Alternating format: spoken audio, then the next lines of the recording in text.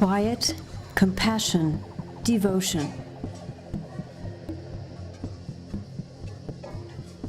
At Samtenling Nunnery in the north of India, the nuns begin the day at 5:30 in the morning.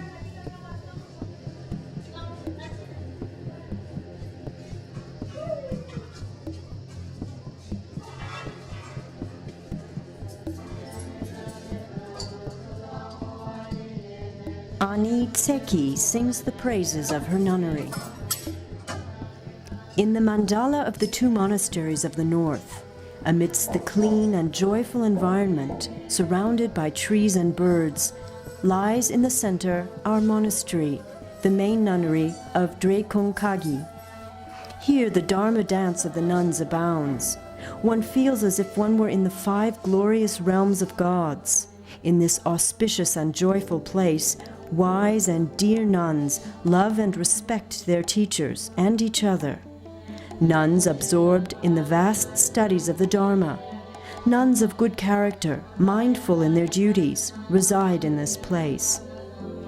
Whoever sees this place and is filled with amazement would not like to leave it, wants to return. In this Samtenling nunnery I am happy, due to the kindness of the 2 Gyapgons, who are like the sun and the moon. Fragrance of teachers of good vows and discipline abides, teaching us the Dharma, wisdom, and knowledge. I, with ignorance, spontaneously write down my thoughts. From the large servings of the repast, I take just a morsel from this feast. May auspiciousness, faith, and happiness be accumulated. Ani Tseki's praise is inspired by ancient prayers, a tradition established over 2,000 years ago.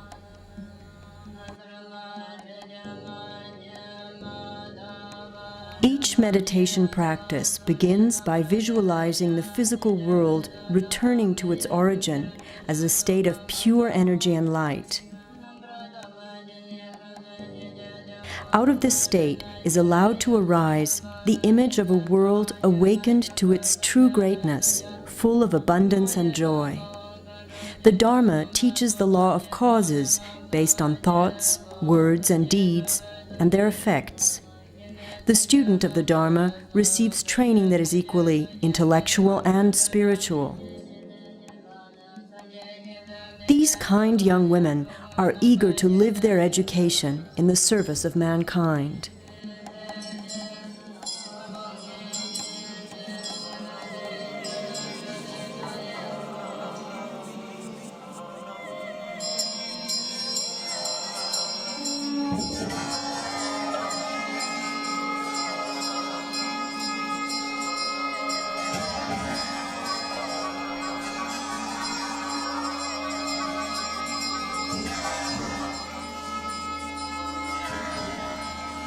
Each nun found her way to the nunnery on her own.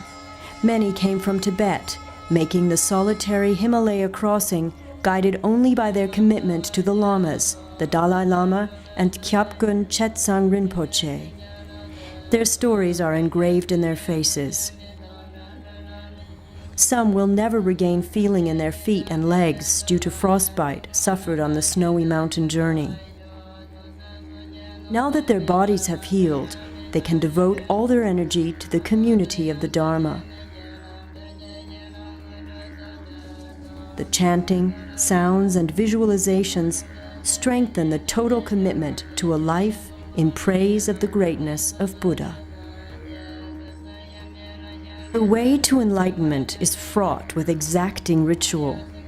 Each syllable, sound, and posture has meaning.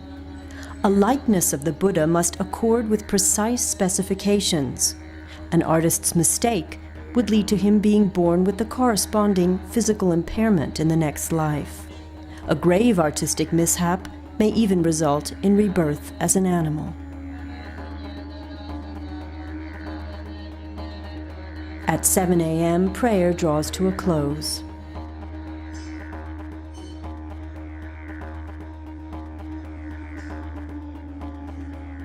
The nuns take turns preparing the morning tea and chapatis, the traditional Tibetan breakfast.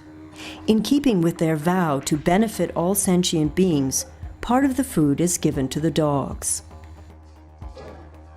Although the nuns are not accustomed to eating fruit and vegetables, it has been recommended that the nuns include them in their diet to improve their health in the warmer climate of northern India.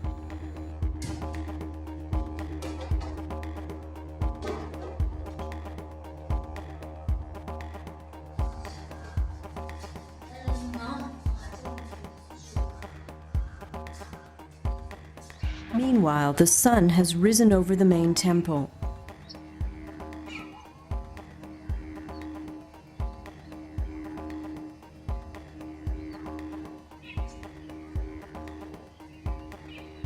The nuns now offer their daily personal prayers. They also offer prayers on demand for the friends and loved ones of people outside the community.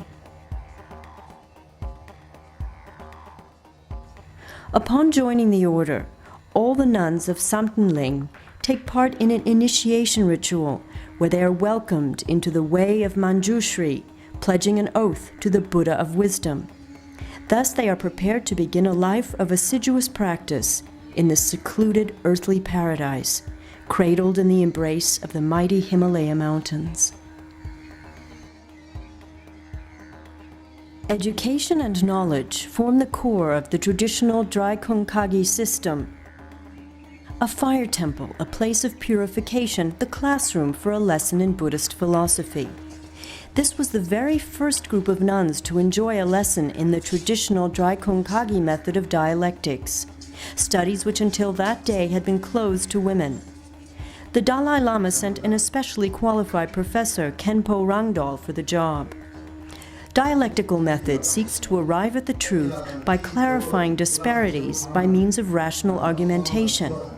A shared canon of philosophical principles is a prerequisite for participating in this dialectical process.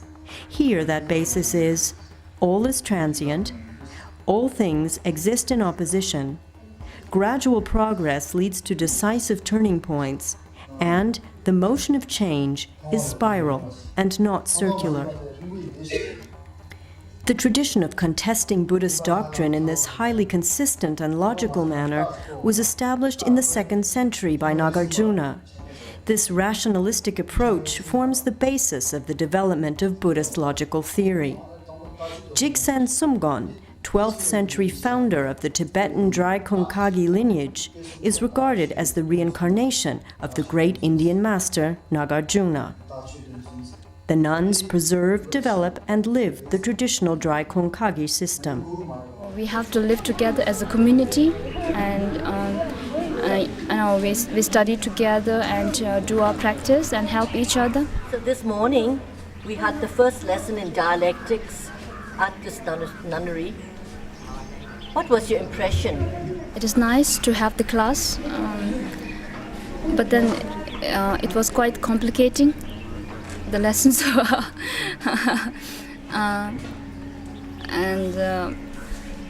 the nuns, they liked it. They liked the class, but then we have yet to see, what was the result going to happen. It isn't a much problem if the person has a total confidence on one's own ability. That confidence is expressed in a depth of concentration and a sense of self-respect that in turn benefits other living beings. Life experience is a constant source of wisdom rooted in humility.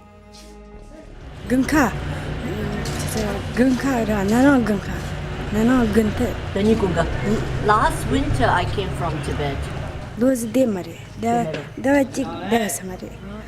So I came to Nepal and I stayed at the reception center, then joined here about 20 days ago. So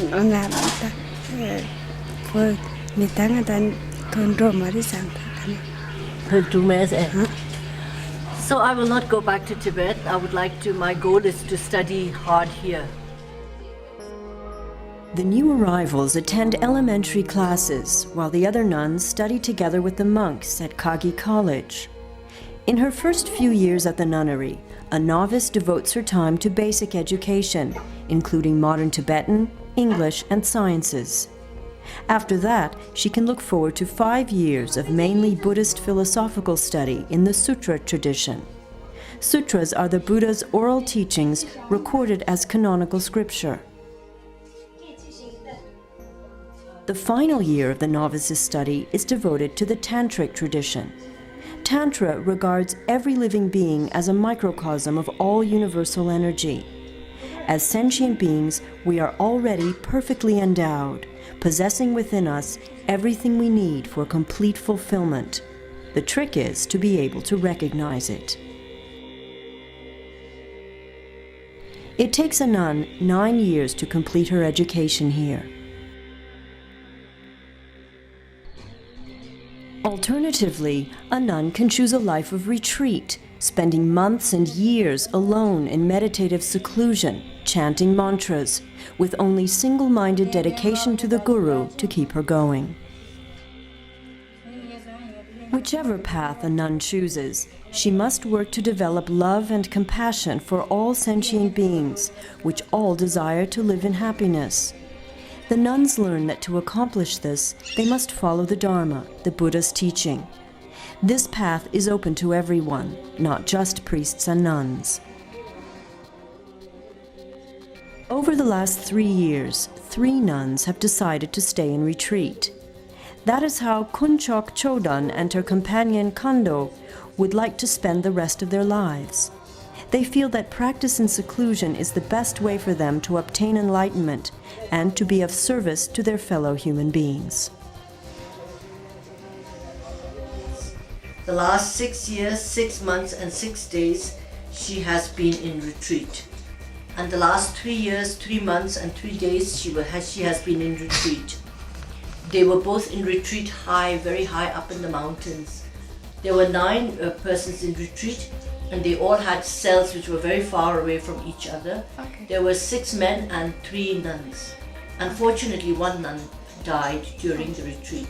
And then when the nun died, she said she fainted and she became very weak, so they had to take her down to Kathmandu to the hospital. Oh. They get up at 3 o'clock. Okay. From 3 to 8 o'clock is one session.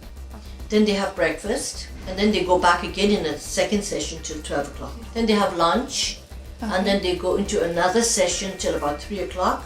Then they have tea at 3 o'clock, and then they go back till 8 o'clock. They go to another session, and at 8 o'clock they have the dinner.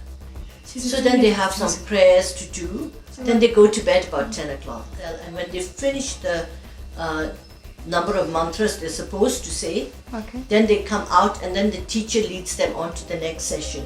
Our Saint Milarepa, he had also been there in that area and been in retreat for many years.